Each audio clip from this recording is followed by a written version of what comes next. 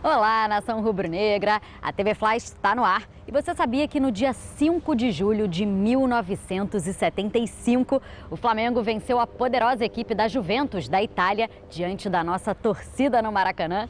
E os gols saíram dos pés de Doval e do Galinho Zico. Agora dá só uma olhada no que vem por aí. Uma vez Flamengo, Flamengo até morrer. Você vai viajar no tempo com a TV Fla e conhecer um pouco mais sobre Gilberto Cardoso, o presidente do Flamengo que virou nome de rua e até do ginásio do Maracanãzinho. Mais uma conquista no remo rubro-negro. O remador paralímpico Michel Peçanha trouxe a prata diretamente da Itália. Essa conquista não é só minha, é de toda a equipe do Flamengo. Um balanço sobre o departamento de marketing do Flamengo com o novo vice-presidente José Rodrigo Sabino.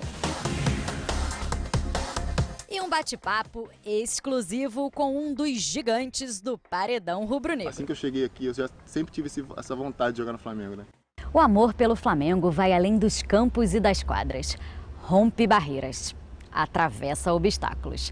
E a emoção de ver o rubro-negro ganhar é indescritível, seja com gol aos 43 do segundo tempo ou uma cesta no último segundo de jogo.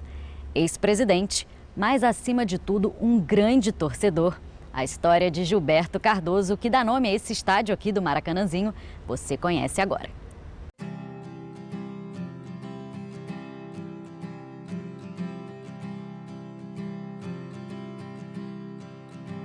Gilberto Cardoso foi um dos dirigentes que mais amou um clube na história do esporte brasileiro. Ele chegou a fechar o consultório dele para ter mais tempo de ficar aqui no Flamengo. Ele veio morar no Hotel Leblon, ele morava em Santa Teresa, saiu de casa, já era viúvo, veio morar aqui no Hotel Leblon para ficar mais perto do Flamengo. Daí você vê a paixão dele. É considerado um dos maiores presidentes da história do Flamengo. O Gilberto Cardoso, na visão de muitos rubro-negros, foi o maior presidente da história do Flamengo. Ele pegou o Flamengo num período entre o tricampeonato de 44 e o de 53, 54, 55, que foi, digamos assim, quase que uma autoria dele, né? Por quê? Porque ele foi buscar nos times pequenos alguns jogadores que se destacaram em campeonatos anteriores a 53 e foi buscar no exterior o comandante desse time, que era Dom Fleitas Solis. Ele fez uma verdadeira revolução no sentimento mais puro que o Flamengo tem, que é a disputa de torneios e ser vencedor.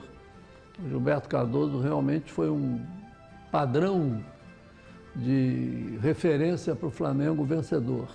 O presidente Gilberto Cardoso foi uma figura emblemática e ilustre da história do Flamengo. Talvez tenha sido, o presidente que mais marcou a nossa história.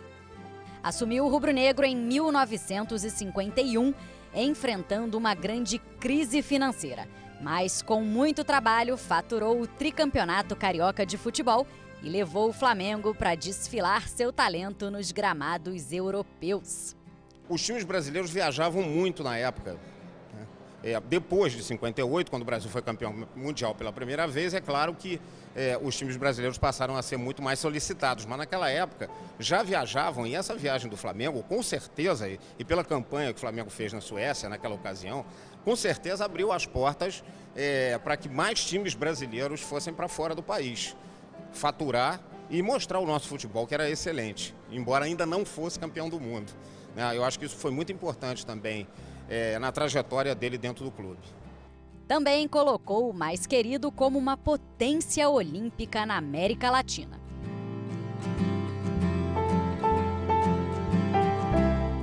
Aqui no Brasil ganhou tudo.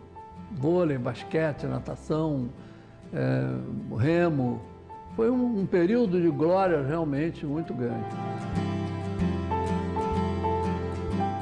Em 1955, não aguentou a emoção de assistir o rubro-negro conquistar o campeonato estadual de basquete com uma cesta de Guguta no último minuto da partida, diante do Sírio-Libanês. Era a decisão do pentacampeonato. Ele ia.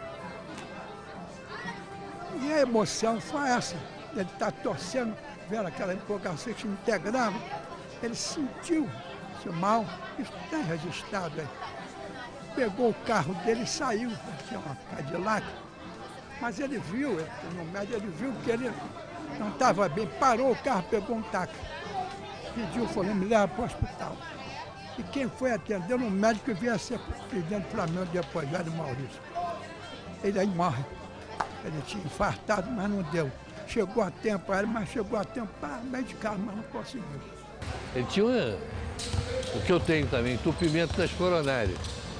Aconteceu que uma forte emoção abreviou o que o inevitável iria acontecer, que naquela época não tinha estente, operação cardíaca, não tinha remédio para nada. Então, iria acontecer mais cedo ou mais tarde.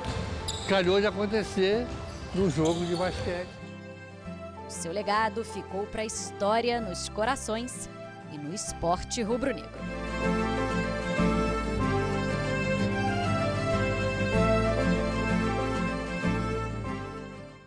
No último final de semana, as equipes de basquete de base do Mengão deram um show e venceram todas as partidas contra o Fluminense nas Laranjeiras. É a garotada fazendo bonito no esporte que é o orgulho da nação. Confira o que mais foi notícia na Semana Fla.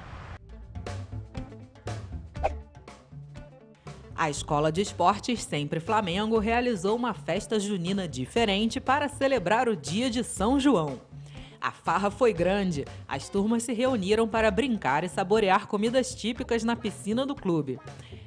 É o Flamengo educando e incentivando as tradições do nosso país. O Pan-Americano de Toronto começa no próximo dia 10 de julho e o Flamengo estará sendo representado em diversas modalidades por 6 técnicos e 19 atletas. Um deles é o nosso zagueiro Bressan, que foi convocado para defender a seleção brasileira na competição e mandou um recado para a torcida rubro-negra. Bastante preparado, né? Bastante focado, determinado, né? Foi uma oportunidade que apareceu, não esperava, né? Mas eu acho que é legal, é importante, eu acho, para a carreira. E deve muito isso ao Flamengo, que me deu a oportunidade de me trazer para cá, me trazer para o centro do país, onde a mídia é muito mais forte do que onde eu estava jogando. E no sábado, dia 11 de julho, será inaugurado na sede da Gávea o novo centro de lutas do Flamengo. E o nosso vice-presidente de esportes olímpicos, Alexandre Póvoa, explicou para a TV Fla tudo sobre as novas melhorias para o esporte que já tem 60 anos de tradição no clube. Vai ser um dojo que vai ter o dobro do espaço, climatizado, com tatames 100% novos, com condições muito melhores. A gente teve parte desse recurso vindo do Comitê Olímpico Americano, tá? Ou seja, que foi basicamente a reforma geral do espaço. Os tatames vieram da nossa parceria com a CBC, com a Lei Pelé, né? Essa inauguração do dojo, novo dojo rubro-negro, é muito especial para todos os atletas e amantes do esporte olímpico do Flamengo, e convidamos vocês de novo para o dia 11 de julho estar por lá para rever antigos atletas e futuros atletas do Flamengo nesse esporte tão tradicional que muitas alegrias já nos deram e vai continuar nos dando no esporte olímpico do Flamengo. Saudações rubro-negra. Michel Peçanha continua fazendo bonito nas competições. Dessa vez, o remador paralímpico rubro-negro conquistou a medalha de prata na regata da Copa do Mundo na Itália.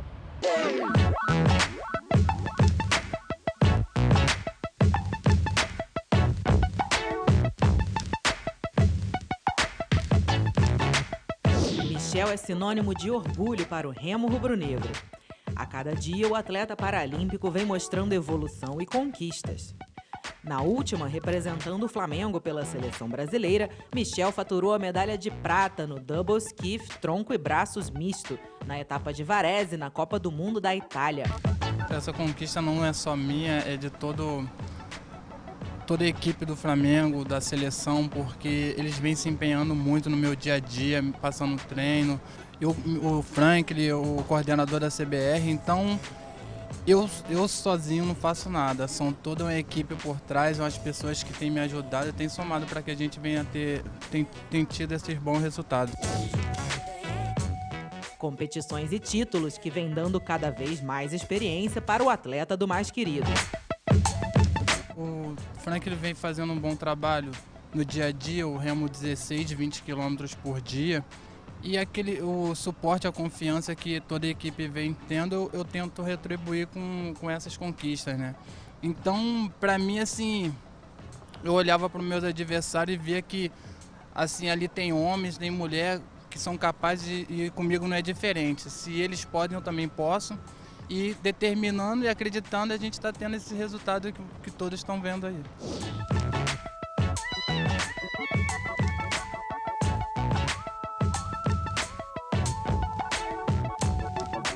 Degrau por degrau, Michel vai construindo história no esporte e já sonha com seu maior objetivo. O meu foco é a Paralimpíada. Eu treino, vou para o Mundial na França, mas o meu maior objetivo é a Paralimpíada 2016. Continue brilhando a cada remada. A nação rubro-negra está torcendo por você, Michel.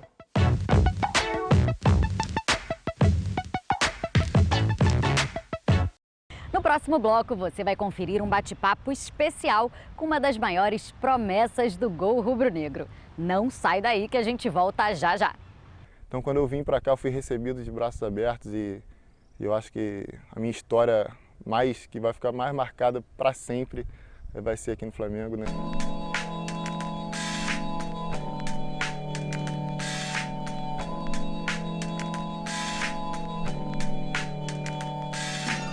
O Departamento de Marketing do Flamengo tem um novo vice-presidente que você conhece agora na TV Fla. José Rodrigo Sabino, seja muito bem-vindo. Muito obrigado, Carol. Sabino, eu queria que você falasse primeiro a sua avaliação do Departamento de Marketing hoje e qual é o maior desafio. Hoje, sem dúvida nenhuma, o Flamengo tem a camisa mais valiosa do Brasil, então não tem como dizer que o marketing não tenha tido muito sucesso até o momento. Hoje, uma coisa muito importante também, o marketing conseguiu um equilíbrio muito bacana entre as diversas fontes de faturamento, então não existe mais a dependência somente da cota de televisão, como já existiu no clube no passado, inclusive hoje alguns clubes ainda continuam tendo essa dependência, então hoje já tem um equilíbrio muito grande entre TV, bilheteria, patrocínios, projetos incentivados, licenciamento, lojas do Flamengo, então, ou seja, hoje eu entendo que o marketing já chegou num estágio muito interessante em termos de resultado. Hoje, talvez um dos maiores ativos que um investidor busca quando ele vai se associar a uma marca, quando ele vai colocar recursos numa empresa, num clube, é a questão de responsabilidade e principalmente de estabilidade do que ele vai ter. Ele precisa ter uma previsibilidade do que ele vai ter de retorno. E o Flamengo hoje entrega isso. Então, acho que esse num momento de mercado conturbado, o Flamengo, sem dúvida nenhuma, hoje é um ponto muito fora da curva. E isso permitiu que a gente chegasse nesse ponto que a gente chegou de faturamento e vai nos ajudar muito a realmente continuar nesse nosso caminho que está sendo muito bem traçado, muito bem trilhado, para a gente continuar abrindo ainda mais uma distância em termos de resultado em relação aos outros clubes no Brasil e no mundo. Agora vamos falar de sócio-torcedor. Como você avalia o programa Nação Rubro-Negra? O sócio-torcedor do Flamengo já é o número 1, número 2 do Brasil em faturamento. Então, se a gente for colocar que não é um sucesso, para mim, eu acho que a gente não estaria sendo justo com o programa. Agora, se você me perguntar se tem coisas que a gente pode fazer para melhorar, tem. Criar mais experiências, criar mais benefícios, criar realmente essa sensação de identificação que o programa pode ter com o sócio-torcedor. E é nisso que a gente está trabalhando. Eu acho que a gente chegou no momento agora realmente de refinar muitas coisas, tentar melhorar a nossa relação com a torcida no Rio e fora do Rio também. Agora eu queria falar um pouco do Sabino. Quem é o Sabino? Desde criança, minha vida estava relacionada ao Flamengo. Eu fiz escolinha de tudo no Flamengo, sempre fui a jogo no Maracanã, fora do Rio, acompanhei o clube, então estar aqui nesse momento para mim é um motivo de satisfação e de responsabilidade muito grande. Bom, queria te agradecer.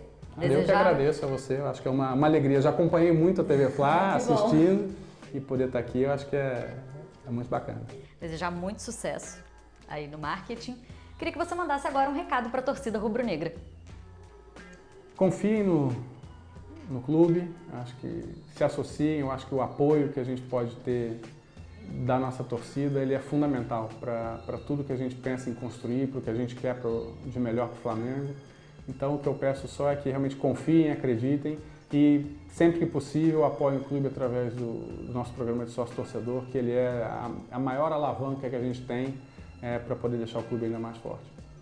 É isso aí, se você ainda não é sócio-torcedor, entra lá no site www.flamengo.com.br. Obrigada. Eu que agradeço. Apesar da pouca idade, ele tem histórias de um veterano. Confira agora tudo sobre a trajetória do goleiro César.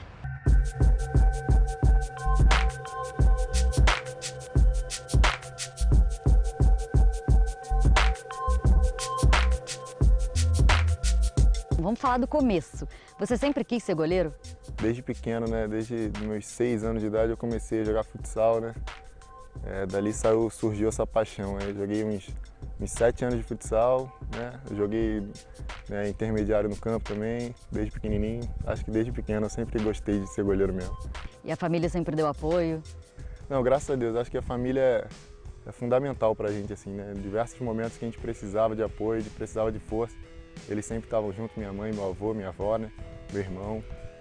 Então, assim, pra mim, eu sou muito grato a eles, né? Meu avô me levava em tudo que é lado, né? Desde pequenininho. Até hoje ele vai no Maracanã, empolgado demais, né? Você tem uma ligação muito forte com ele, né? Você estava até mostrando algumas fotos pra gente. Quando você tinha 8 anos de idade, enfim, ele sempre estava presente. Conta um pouquinho desses campeonatos aí, dessa foto que você me mostrou.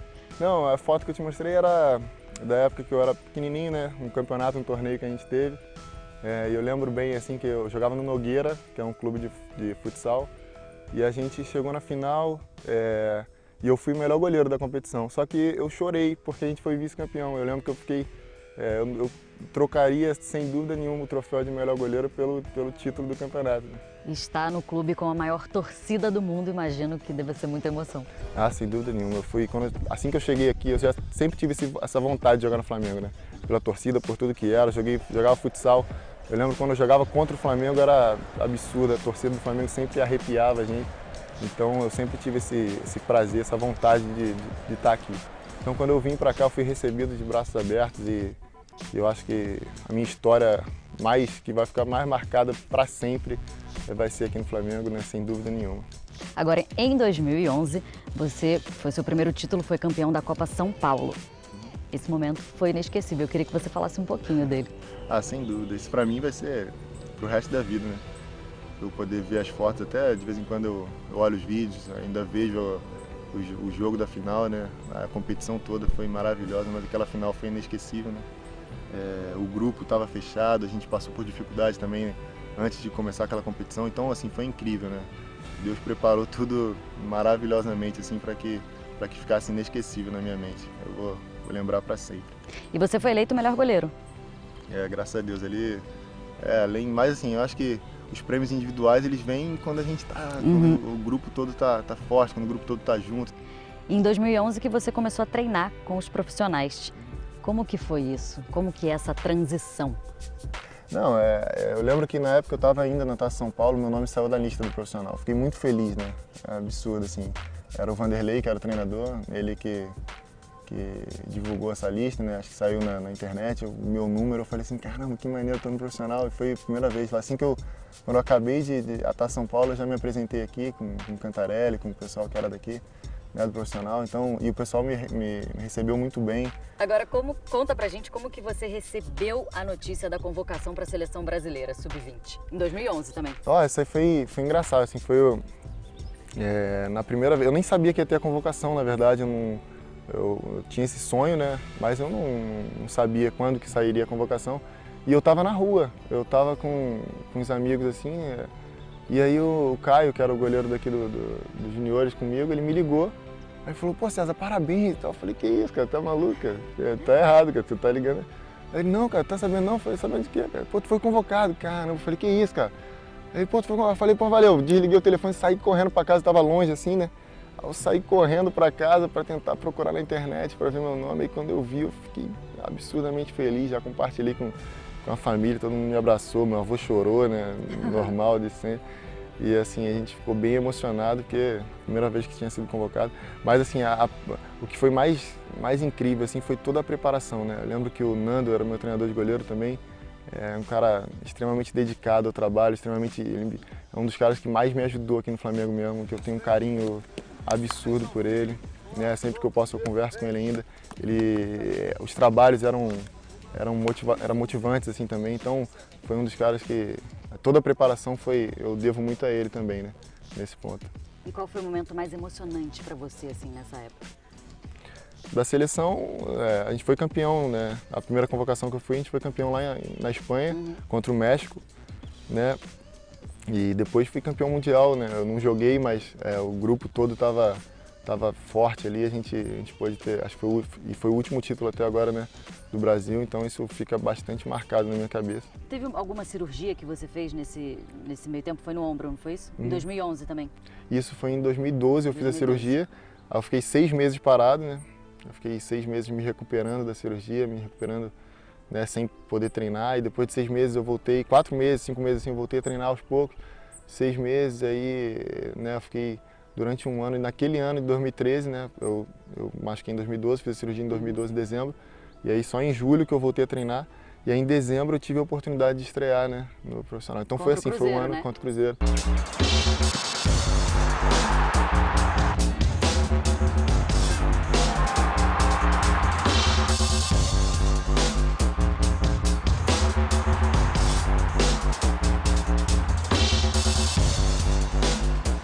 Foi um ano de vitória mesmo, um ano assim que foi de redenção, né? Algo que foi de Deus mesmo, que eu trabalhei, né? A gente se recuperou, até tinha dúvidas, né, com relação a isso. Falei, pô, fiz a cirurgia, será que eu vou conseguir voltar e me recuperar bem e voltar a fazer o que eu mais amo, né? Da melhor maneira possível, porque às vezes a gente fica com medo de ficar com algum problema. E muito pelo contrário, acho que aquele jogo provou bastante que eu já estava bem. Eu fiz muitas defesas com o braço esquerdo. Eu lembro que logo depois eu liguei até pro doutor, falei, pô, doutor, obrigado, você viu o jogo e tal. Eu lembro que ele falou, caraca, parabéns. Agora vamos falar da sua relação com o Paulo Vitor. Ele sempre te elogia muito, queria que vocês se ajudam muito, a gente vê nos treinos assim a sintonia. Queria que você falasse um pouquinho sobre isso. Ah, com certeza. O trabalho, né, o treinamento é muito prazeroso quando a gente tem alguém que a gente confia, que a gente sabe que quer crescer junto com a gente, né? Então a gente sempre faz o nosso melhor, isso é motivante, isso é maravilhoso, poder ouvir a força dele, né? A gente, pô, hoje foi a possibilidade que eu tive de jogar, ele estava lá no jogo, me deu um abraço, né? Fortaleceu também. Eu sempre, todos os jogos que eu posso, eu tô junto com ele, todos os jogos que eu tô torcendo por ele de verdade, então isso faz a diferença, né? Porque na verdade eu quero crescer, eu quero trabalhar e isso motiva, né? Um ou outro. Ele também nunca está acomodado, então a gente treinando, a gente cresce junto. Isso é maravilhoso. A gente entende, né, o nosso lado profissional e tem essa relação muito boa. Então isso só ajuda a gente. Né? Um complementa o outro, Exatamente. né? E nesse momento que o PV está machucado, o que a torcida rubro-negra pode esperar do César? De mim pode esperar o meu melhor, né? Acho que entrega nos treinamentos, entrega nos jogos, tudo que eu fizer, pode ter certeza que eu vou fazer de todo o meu coração, né, como eu sempre fiz. Eu não prometo defesas milagrosas, não prometo partidas espetaculares, mas eu prometo entrega. Eu prometo fazer o meu melhor todos os jogos, fazer o meu melhor todos os treinos, porque assim, dessa forma, eu tenho certeza que o que for a vontade de Deus vai acontecer. Você tem a fama de ser um bom pegador de pênalti. Existe algum segredo? Não, segredo não. Acho que dedicação ao trabalho também. E no pênalti a gente tem que ter tranquilidade, né? Mas é trabalhando, só treinando. Também se eu contar muito aqui, a gente... Não pode contar. Lembro que o PV falou bem isso aí, né? Mas é verdade. Na verdade, a gente só precisa trabalhar, treinar bastante e tá frio na hora do jogo, né? Tá tranquilo. Agora, pra gente finalizar, eu queria que você mandasse um recado para toda a torcida rubro-negra que tá te assistindo. Não, eu queria falar para vocês que a gente sempre conta com o apoio de vocês. A gente precisa muito da torcida de vocês, da força de vocês dentro dos estádios, né? E vocês acompanham a gente em cada lugar do Brasil. Então, quero que vocês continuem dessa forma, que vocês apoiem a gente e pode ter certeza que vocês fazem diferença dentro do campo para a gente também. Vocês motivam a gente. Mas o que vocês podem esperar de nós é entrega, é o nosso melhor. Você pode ter certeza disso. Um grande abraço. Bom, eu termino o programa hoje com o César aqui. Na semana que vem, aqui no canal Premier, tem mais TV Fla. A TV mais querida do Brasil e... do mundo. É isso aí. Valeu.